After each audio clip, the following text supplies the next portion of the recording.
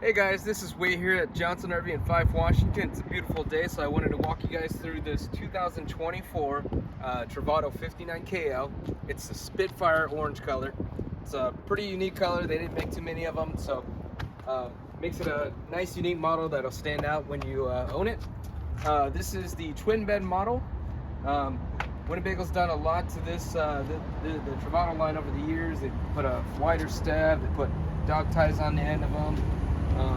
This guy's on the newer chassis too. You got plugs right here, and just nice screen with magnetic openings, so if you have pets, they don't run through it and break it.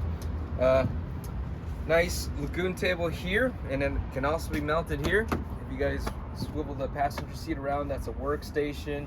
But this is a real popular model. They've definitely made a lot of great changes, like the sound bar with the TV now, and it faces all the way out. So if you're grilling, you can actually still watch TV. Nice Korean countertop on this one, and induction cooktop. It's a KL model, so it's got the upgraded battery system where everything just works all the time.